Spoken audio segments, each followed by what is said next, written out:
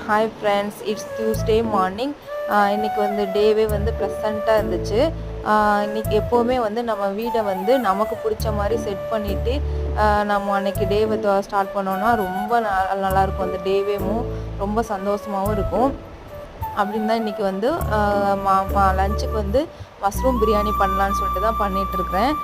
Mushroom பிரியாணிக்கு வந்து நார்மலாக வந்து நம்ம குக்கரில் வைக்கிறோம் அப்படின்னா ஒரு 10 to 15க்குள்ளே நம்ம ஊற வச்சுக்கணும் ரைஸு. இல்லை பாட்டில் வைக்கிறோன்னா ஒரு 20 மினிட்ஸாவது ஊற வைக்கணும். ஆனால் இன்றைக்கி வந்து பாட்டில் தான் வைக்கிறேன். சீரக சம்பா ரைஸில் பண்ணேன் இன்றைக்கி. ரொம்ப சூப்பராக இருந்துச்சு. அதே மாதிரி 1க்கு 1.5 டம்ளர் தான் தண்ணி ஊற்றணும். அதுக்கு மேலே ஊற்றினா நல்லா இருக்காது. அப்புறமா மார்னிங் டிஃபனுக்கு வந்து புதினா சட்னி தான் பண்ணலான்னு சொல்லிட்டு புதினா சட்னி தான் பண்ணேன். அதுவும் ரொம்ப நல்லாயிருக்கும் டேஸ்ட்டு.